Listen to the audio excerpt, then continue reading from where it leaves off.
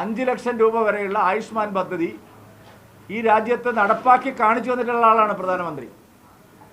ദാരിദ്ര്യരേഖ താഴെയുള്ളവർക്ക് 5 ലക്ഷം രൂപ വരെയുള്ള ആയുഷ്മാൻ ഭാരത് പദ്ധതി മോദി നടപ്പാക്കി വിജയിച്ചിട്ടുള്ള പദ്ധതിയാണ്. ലോകത്തിലെ തന്നെ ഏറ്റവും വലിയ ഒരു ആരോഗ്യ പദ്ധതിയാണ്. ഒബാമയുടെ പദ്ധതിയെ കടത്തിവെട്ടുന്ന ആരോഗ്യ പദ്ധതിയാണ്.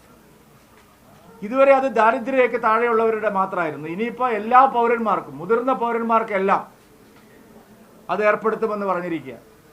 ഇങ്ങനെയുള്ള വികസന പ്രശ്നങ്ങളാണ് മോദി ചർച്ച ചെയ്യുന്നത്.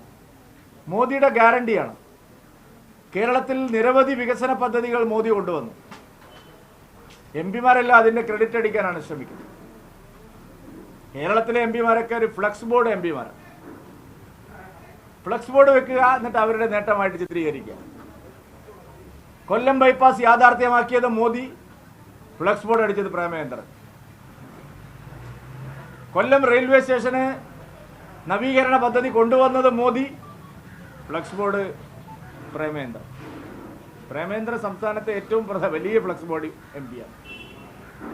എല്ലാ മോദിയുടെ പദ്ധതികളും വികസന നേട്ടമായി അവതരിപ്പിച്ച് ജനങ്ങളെ കബളിപ്പിക്കുക. സ്വന്തമായ ഒരു നേട്ടം പോലും അവകാശപ്പെടാനില്ല. ജനങ്ങളുടെ ഒരു ജീവൽ പ്രശ്നത്തിനും പരിഹാരമില്ല. ഇന്ന് ഏറ്റവും വലിയ പ്രശ്നമാണ് ഈ മണ്ഡലത്തിൽ കുടിവെള്ളക്ഷാമം. പ്രേമേന്ദ്രനോ ഇവിടുത്തെ ഇടതുപക്ഷ എം പിയോ എം എൽ എയോ സ്ഥാനാർത്ഥിയോ അതിനെപ്പറ്റി പറയുന്നില്ല. പ്രധാനമന്ത്രി കൊണ്ടുവന്ന ജൽജീവൻ മിഷൻ സംസ്ഥാന ഗവൺമെന്റിന്റെ നിസ്സഹകരണം കാരണം പലയിടത്തും മുടങ്ങിക്കിടക്കുകയാണ്. ചർച്ചാ വിഷയമാവുന്നേയില്ല. നരേന്ദ്രമോദി സർക്കാർ നടപ്പാക്കിയ വികസന പദ്ധതികൾ തങ്ങളുടെ പേരിലാക്കി പ്രചാരണം നടത്തുന്ന ആളുകളാണ് UDFും LDFും. അവർക്ക് സ്വന്തമായി ഒന്നും തന്നെ അവകാശപ്പെടാനില്ല. മോദിയുടെ ഗ്യാരണ്ടി യാഥാർത്ഥ്യമായിട്ടുള്ള ഗ്യാരണ്ടിയാണ്. അതുകൊണ്ടാണ് പ്രധാനമന്ത്രി കേരളത്തിലേക്ക് വരുമ്പോൾ ഇത്രയും അസ്വസ്ഥത LDFും UDFും കാണിക്കുന്നത്. ഇന്ന് വീണ്ടും പ്രധാനമന്ത്രി കേരളത്തിലേക്ക് വരികയാണ്.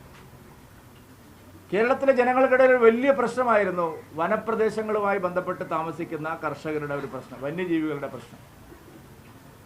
മാൻ ആനിമൽ കോൺഫ്ലിക്റ്റ്, മനുഷ്യരും വന്യജീവികളും തമ്മിലുള്ള പ്രശ്നം. മോദി അതിന് ഗ്യാരണ്ടി പറഞ്ഞിരിക്കുകയാണ്. LDFനോ UDFനോ പ്രകടന പത്രികയിൽ അത് ഉൾപ്പെടുത്താൻ കഴിഞ്ഞില്ല. വനം വന്യജീവി പ്രശ്നം പരിഹരിക്കാൻ നടപടി ഉണ്ടാവുമെന്നുള്ള ഒരു വാഗ്ദാനം LDFലും UDFലും ഇല്ല. IND മുന്നണിയുടെ പ്രകടന പത്രികയിൽ നമ്മളത് കണ്ടില്ല. കോൺഗ്രസിന്റെ പ്രകടന പത്രികയിലില്ല. LDFന്റെ പ്രകടന പത്രികയിലില്ല. BJPയുടെ പ്രകടന പത്രികയിൽ വനം വന്യജീവി പ്രശ്നങ്ങൾ, മലയോര മേഖലയുമായി ബന്ധപ്പെട്ട കർഷകർ അനുഭവിക്കുന്ന പ്രശ്നങ്ങൾ, വലിയ ദുരിതത്തിലാണ് അവർ. ആന വരുന്നു, പുലി വരുന്നു, കടുവ വരുന്നു, കൃഷിയിടങ്ങളിലെല്ലാം പന്നിയും അതുപോലുള്ള വന്യജീവികളും വന്ന് കൃഷി നശിപ്പിക്കുന്നു, ആളുകളെ കൊല്ലുന്നു. ഇത്രയും സീരിയസ് ആയിട്ടുള്ള ഒരു പ്രശ്നം ഉണ്ടായിട്ട് കോൺഗ്രസ് അതിനെ അവഗണിച്ചു.